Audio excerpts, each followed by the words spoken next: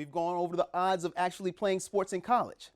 Now I want to show you how a young man and his family are trying to beat the odds by using social media and old school hustle to show colleges what they could be missing. Jamar McDaniel.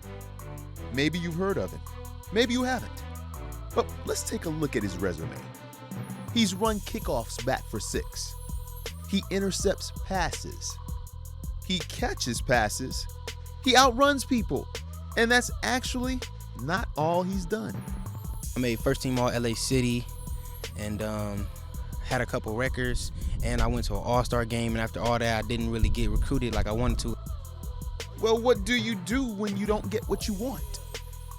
You tell your family, and they help you go get it.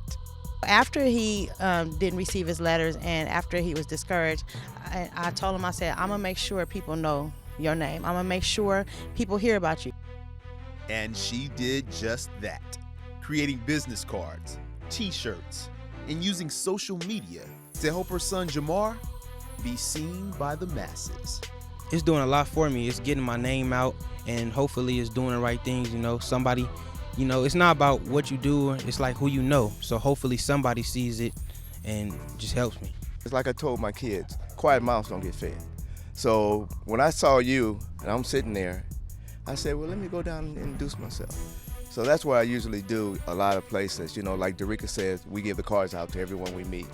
Giving Jamar and other athletes like him more chances to be seen. But come on, does this really work?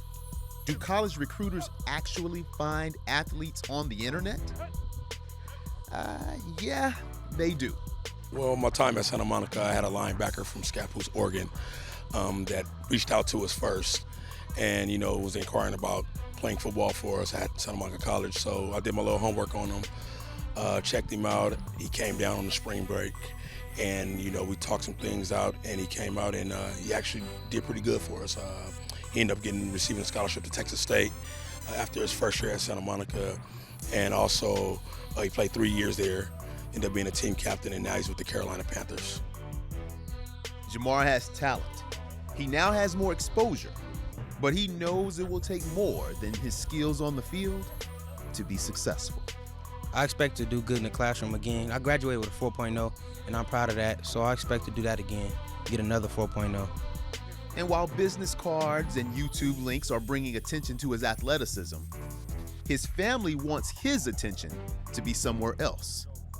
We want him to get that degree, because that's one thing they can't take away from you, is that education.